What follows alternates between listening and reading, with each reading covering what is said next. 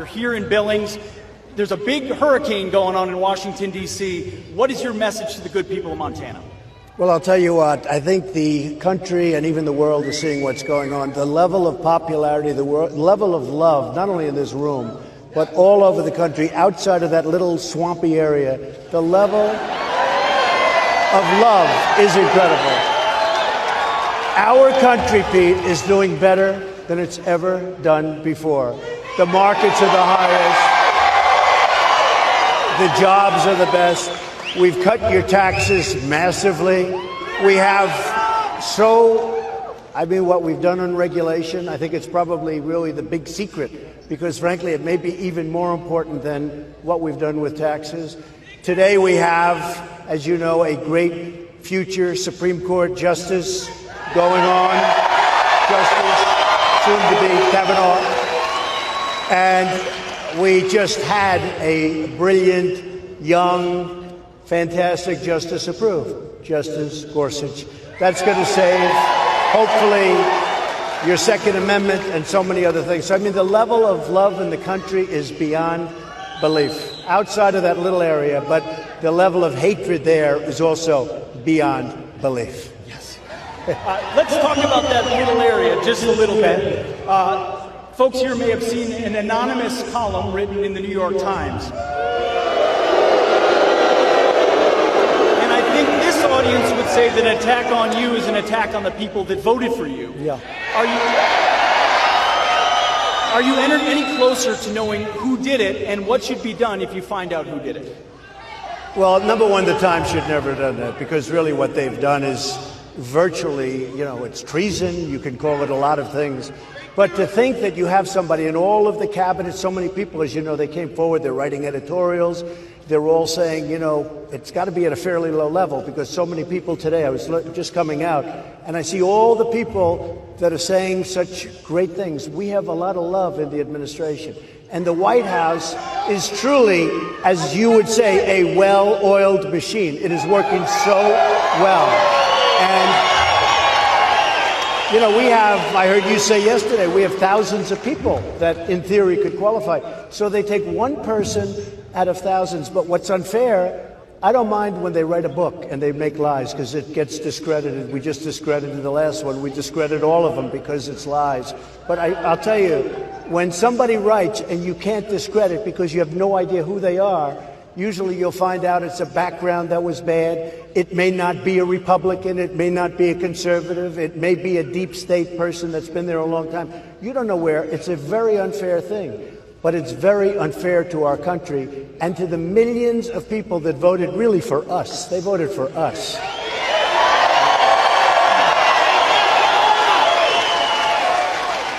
Another issue this crowd is often fired up about is the wall, a commitment you've made. Washington hasn't been so good at that. There's another budget showdown coming up.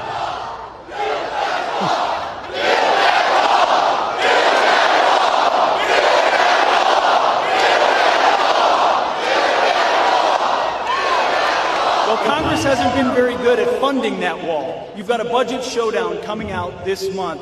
Would you shut down the government if wall funding is not included? So we've started the wall. We've spent now close to $3.2 billion.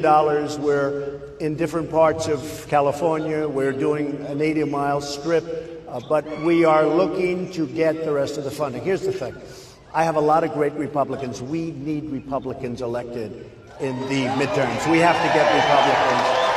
And we are getting the wall done, but I've had so many people, good people, great people, they'd rather not do it before. They'd rather do it right after the election. They don't want to do anything to upset the apple cart. And my inclination, if it was up to me, I'd shut down government over border security in a second.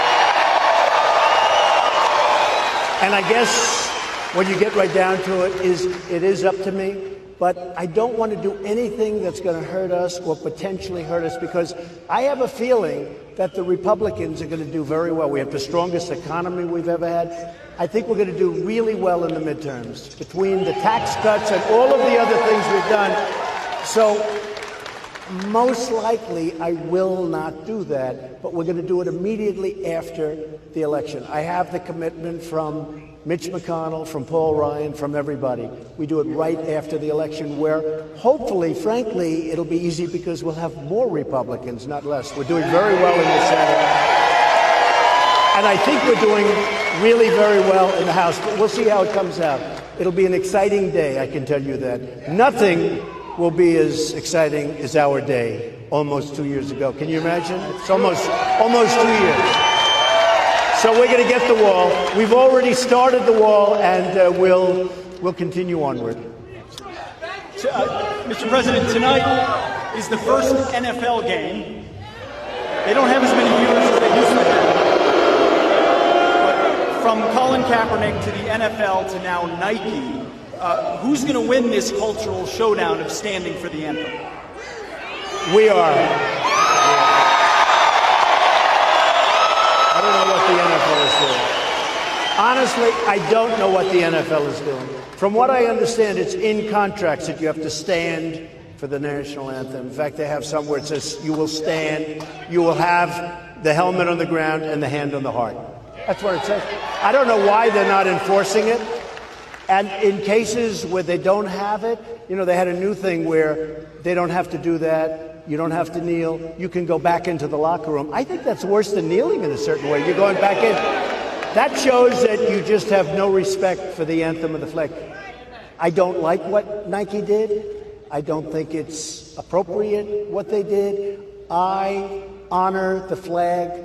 I honor our national anthem. And most of the people in this country feel the same way. They feel the same way.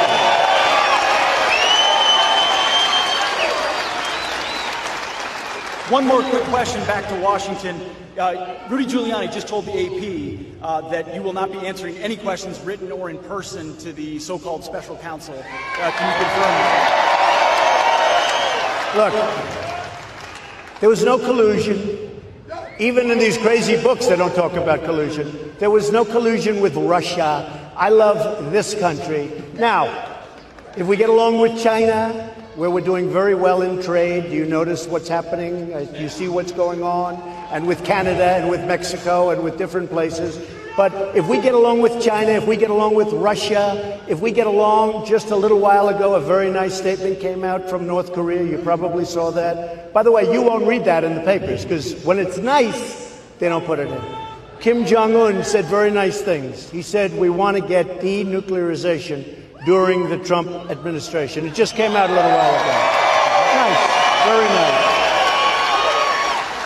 And I hope you heard what I said, because you don't read that in the fake news media. You just don't. I mean, they don't want to write that. They only want to write bad when it comes to us, and it's a shame. The level of unfairness and bias in the press is actually incredible. But in the meantime, we're winning, folks. Be happy, because we're winning. We're winning. Last question. You're here in Montana for a reason. I have a feeling you would like to get rid of one John Tester and replace him with somebody else.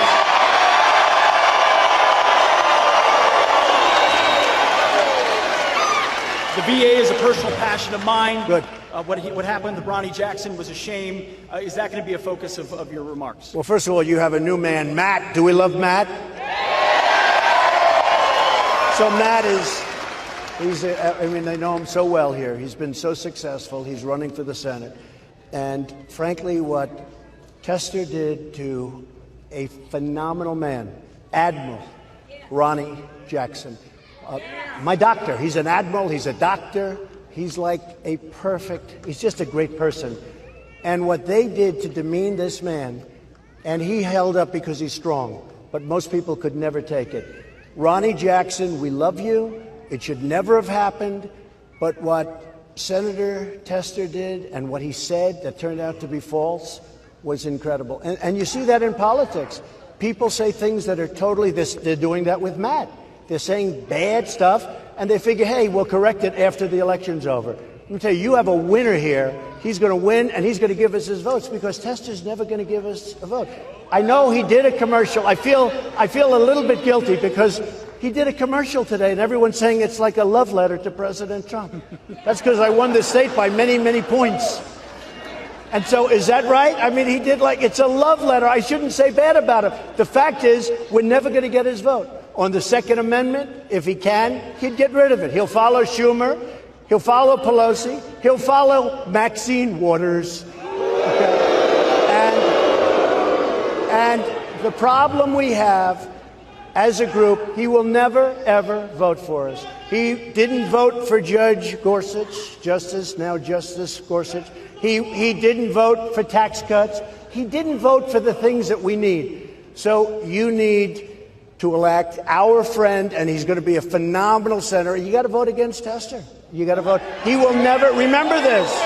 In a way, I feel very guilty saying it because I almost thought I made the commercial about me, and it was his commercial. But he'll never vote for us, and that's ultimately what's important. So stay with Matt. Be with Matt. I think he's leading in the polls right now. I saw a poll. He's 2 points up. You're going to have somebody that's going to be with us. He's going to vote for us. And he's going to be a great, great senator for your state. Great. Thank you.